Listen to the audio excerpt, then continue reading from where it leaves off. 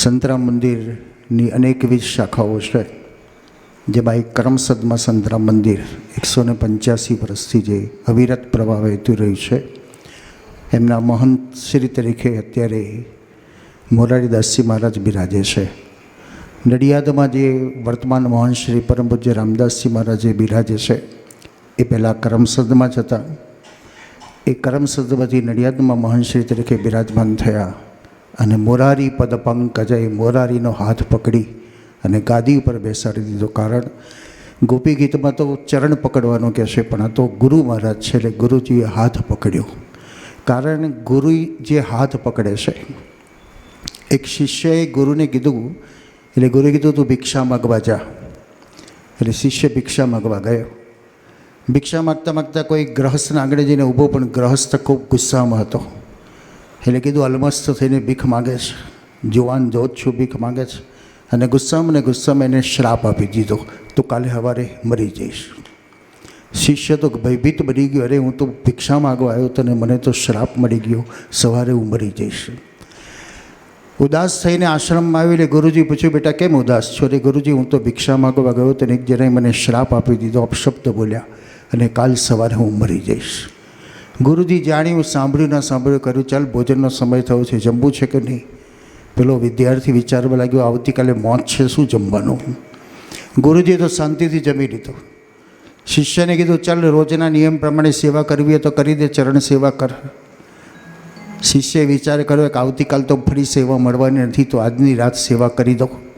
આખી રાત ચરણ સેવા કરે, અને ચરણ સેવા કરતાં કરતાં ગુરુજી સૂતા સૂતા એક શબ્દ બોલી ગયા, આ ચરણ છોડીશ નહીં, આ ચરણ છોડીશ નહીં.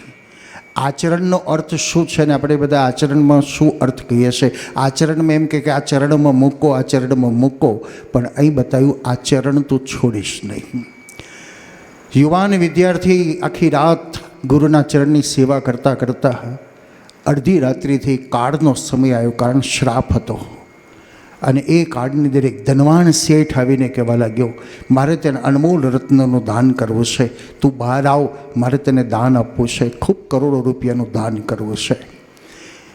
પેલા એ વિદ્યાર્થી કીધું કે તારે દાન આપવું હોય તો અહીં આવીને આપી જા, હું ગુરુના ચરણ છોડીને તારી પાસે નહીં આવું. પેલો જતો રહ્યો. થોડી વારની અંદર એક વિકરાળ રૂપ આવ્યો, ભયભીત કરવા લાગ્યો. પેલો બાળક કહેવા લાગ્યો, તારે જે કરવું એ કર, હું તો ગુરુના ચરણમાં બેઠો છું, હું ગુરુના ચરણમાં બેઠો છું. પેલો ભયભીત કરનારો કાળ પણ જતો રહ્યો. થોડી વારમાં કાળે ત્રીજું રૂપ ધારણ કર્યું, માનું રૂપ લીધું, અને માના રૂપમાં આવીને કહ્યું, બેટા બેટા તું આવ, મારી સાથે આવો, બેટા મારી સાથે આવો. બાળક એક જ શબ્દ બોલવા લાગ્યો, હું ગુરુના ચરણમાં છું, માં તારે આવવું હોય તો તું અહીં આવ, પણ હું ગુરુના ચરણ નહીં છોડું. સવાર પડી ગઈ અને ગુરુજી જાગ્યા, શિષ્ય ચરણની સેવા કરી રહ્યો છે. અને ત્યારે ગુરુજી કીધું, બેટા તું તો મરી જવાનું કહેતો તો મરી ના ગયો? ત્યારે શિષ્યએ કીધું, ગુરુજી તમે મને કહ્યું તું આ ચરણ છોડીશ નહીં, અને મેં આપના ચરણ ન છોડ્યા. કાળે ભયભીત કરવાનો પ્રયત્ન કર્યો, લોલુપતા લાલચ આપી, માનો પ્રેમ આપવા માટે કાળ તૈયાર થયો, પણ મેં આપના ચરણ પકડી રાખ્યા તો મને મૃત્યુ પણ મારાથી દૂર ભાગી ગયું. એવા વર્તમાન મહંતશ્રી એમના હાથ પકડેલા છે. ખૂબ કૃષ્ણાશય પ્રત્યે જેમનો સ્નેહ છે, પ્રેમ છે. અને કહું તો જ્યારે જ્યારે અહીં થઈને પસાર થતા હોય ત્યારે વગર નિમંત્રણે પણ આવી જાય એવો આત્મીયતાનો પ્રેમ એને કૃષ્ણાશય પ્રત્યે મહારાજશ્રીને છે. એનો ખૂબ આનંદ છે અને પ્રસન્નતા પણ છે. તો વર્તમાન મહંતશ્રી તરીકે અત્યારે બિરાજ્યા છે અને આપણે ત્યાં નિમંત્રણથી પધારેલા છે, તો એમનું સ્વાગત કરીએ.